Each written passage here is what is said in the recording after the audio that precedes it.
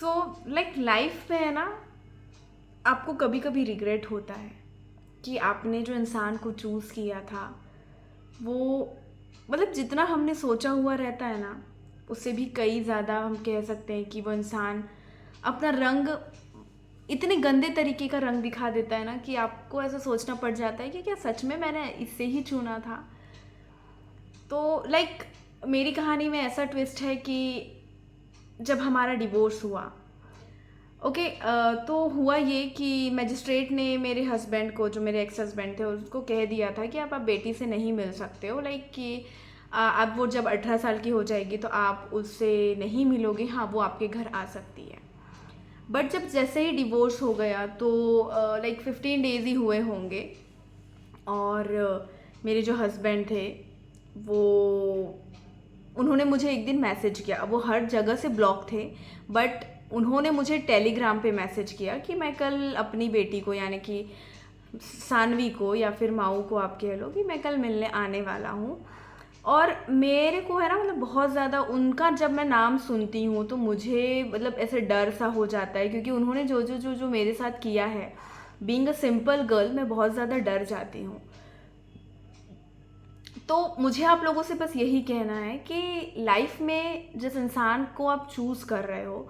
तो उसको wisely choose करो, मतलब उसकी हर चीज़ से आप परीक्षा लो। ऐसे ही नहीं कि आपको प्यार है, क्योंकि प्यार अगर उसको होता है, मतलब एक होता है ना, हमें अगर प्यार होता है तो हमें वो इंसान में हर चीज़ अच्छाई नज़र आती है, राइट। बट अगर उस इंसान को तुमसे प्यार है ही नहीं, कभी कभी होता है कि वो तुम्हें सिर्फ अपने काम के लिए, या फिर कह लो कि उसको लगता है कि नहीं ये बहुत मेरा वाला जो काम है वो अच्छे तरीके से करेगी, तो वो आपसे लगाव लगाता है पहले,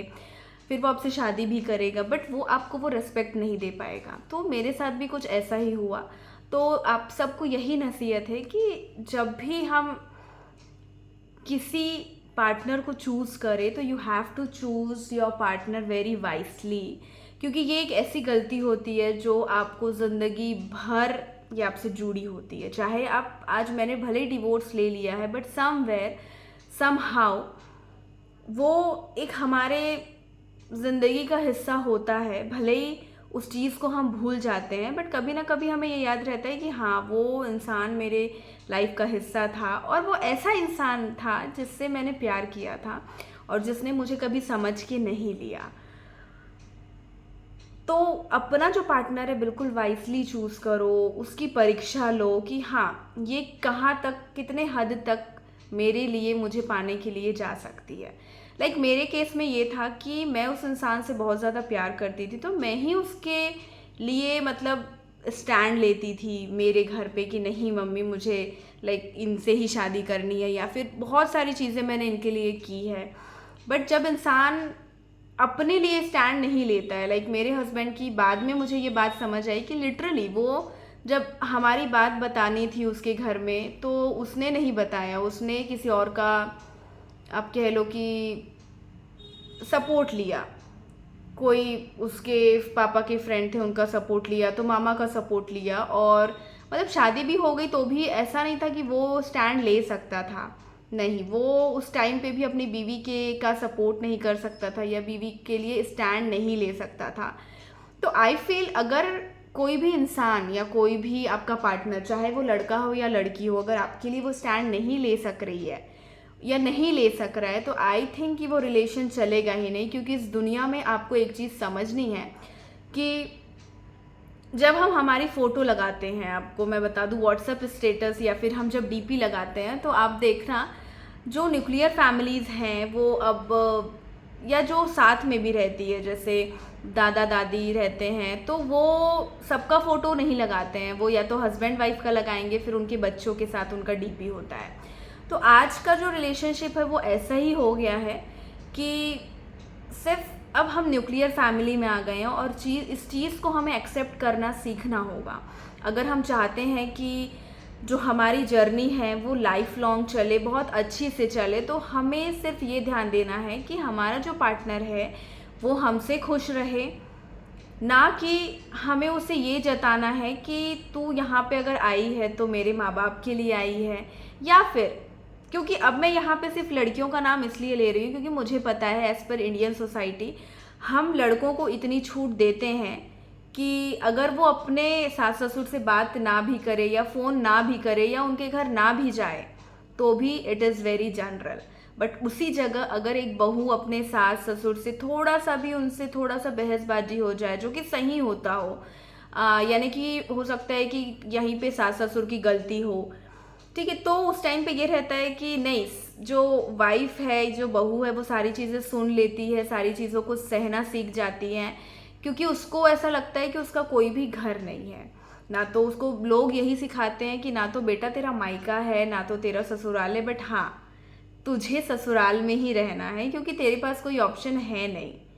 तो मुझे लगता है कि जब आप अपनी बेटियों की शादी कर रहे हैं तो इतना बड़ा बड़ा आप इवेंट कर रहे हैं, 8 लाख 10 लाख 12 लाख जितना भी आप कर रहे हैं, वो करने से बेटर है कि आप कोर्ट मैरिज करो या फिर छोटी सी शादी करो जिसमें ज़्यादा खर्चा ना हो, और जो खर्चा वाला जो बाकी का पैसा बचा हुआ हो वो अपनी जो आपकी बेटी है उसके म्यूचुअल फंड में आप डालो या तो इन्वेस्ट करो, ठीक है, या तो एफडी कर दो, ताकि अगर कभी उसके लाइफ में कभी भी फ्यूचर में कोई भी प्रॉब्लम आए, मैं ऐसा नहीं कह रही कि सिर्फ शादी को लेकर के प्रॉब्लम आए तो वो पैसे यूज़ करे, बट कभी भी अगर उसको ऐसा लग रहा है कि हाँ मुझे अगर पैसे होते तो अच्छा होता, तो वो वाले पैसे वो यूज़ कर सकती है। क्योंकि being a girl now I find it very difficult कि जब हमें पैसों की ज़रूरत होती है ना तब हमें कोई मदद नहीं करता है। अब माँ बाप का ऐसा रहता है कि हमें धूमधाम से शादी करनी है, या हम जब शादी करते हैं तो हमारी भी ऐसी ख्वाहिश रहती है कि हम धूमधाम से शादी करेंगे, बट वो चीज़ कहीं ना कहीं बहुत गलत होती है। अब ये उनको समझ आता है जिनको पैसों की ज़रूरत बहुत ज़्यादा पड़ जाती है इन फ्यूचर। तो आई वुड सजेस्ट कि 8-10 लाख या फिर 12 लाख, कोई कोई लोग तो मैंने देखा है 20 लाख 25 लाख सिर्फ अपनी बेटी के दहेज के लिए दे देते हो। आप ये कैसा कर सकते हो? वो 20 और 25 लाख आप उसकी एफडी में लगाओ या पढ़ाई में लगाओ, उसके लिए भी ना कुछ बचा के रखो। जैसे आपको ऐसा लगता है ना कि लड़कों के लिए बचा के हम रखते हैं, रखना है, तो काइंड ऑफ लड़कियों के लिए भी आप बचा के रखो, बिकॉज अब ये सोसाइटी चेंज हो रही है और आगे जाके वो इतनी चेंज होने वाली है कि आप भरोसा भी नहीं कर सकते कि कितनी चेंज होगी। इसलिए कभी भी ना लड़की को छोटा समझो ना लड़कों को बड़ा समझो, बोथ आर इक्वल। अब हमारी जनरेशन को ये सारी सोच बिल्कुल मतलब छोड़नी होगी कि लड़कियां छोटी है या फिर हमसे ओहदे में बहुत ज़्यादा छोटी है, हमारी ही सुननी चाहिए। नहीं, अभी का जो ज़माना है वो फेमिनिज्म का ज़माना है और लड़कियां अत्याचार नहीं सहेंगी। क्यों सहेंगी? क्यों सहेंगी? वो भी उसी माँ की बच्चे हैं जिस माँ से कि जिस माँ ने आपको पैदा किया है, या फिर आप कह सकते हो कि हम भी भगवान के घर से आए हैं और लड़के भी भगवान के घर से आते हैं। तो मुद्दा ये है कि कभी भी अपना जो पार्टनर है वो वाइसली चूज़ करो, उसकी परीक्षा लो, ऐसे ही नहीं। क्योंकि कभी कभी हम लड़कियां जो होती हैं ना बहुत इमोशनल होती हैं, हम गलतियां ये कर देते हैं कि हम जिस इंसान से प्यार करते हैं हमें लगता है कि वो भी हमें उतना ही प्यार करता है, बट ऐसा नहीं होता है। सेकंड, दहेज देना बंद करें अपनी, खासकर बेटी के लिए। यार आप अपनी बेटी दे रहे हो, कोई सामान नहीं दे रहे हो जो आप उसको दहेज दे रहे हो, उस लड़के को दहेज दे रही हो कि ले बेटा मेरे बेटी का पालन पोषण इसी दहेज से करना ना। यहाँ पे माँ बाप अपनी बेटी की खुद की इज्जत, खुद की वैल्यू कम कर दे रहे हैं, जो उन्हें रोकना चाहिए। सो आज के लिए इतना ही। आई होप आपको मेरी बातें थोड़ी सी समझ आई होगी, क्लियर हुई होगी दैट कि मैं क्या कहना चाहती हूँ, क्योंकि चीज़ें मेरे ऊपर बीती है, मुझे बहुत अच्छी से अभी एक्सपीरियंस आ गया है, अनुभव आ गया है कि जब आपको पैसे की ज़रूरत होती है तो कोई साथ नहीं देता है, आपको आपका पार्टनर बहुत ज़्यादा वाइसली चूज़ करना चाहिए। बेटी के लिए अब आपको आगे आना चाहिए, बेटी के लिए, भविष्य के लिए, ठीक है। तो ये सारी चीज़ें अगर आपको अच्छी लग रही हो तो चैनल को लाइक एंड सब्सक्राइब ज़रूर करो। और इन फ्यूचर मुझे एक मतलब आपसे सपोर्ट चाहिए ताकि मैं अपना खुद का पॉडकास्ट खोल सकूं, खुद की जो मेरी जर्नी है वो मैं बता सकूं, क्योंकि मेरे दिल में इतना दुख है। क्योंकि जब इंसान सच्चा प्यार कर लेता है या फिर सच्ची चीज़ें पूरी शिद्दत से करता है एंड सामने वाले ने उसके साथ बहुत ज़्यादा मतलब गलत किया हुआ होता है, तो वो उस चीज़ को बताना चाहती हैं लोगों से कि मैंने जो गलती की है वो आप कभी मत करना। शुक्रिया, धन्यवाद, श्री शिवाय, नमस्तुभ्यम।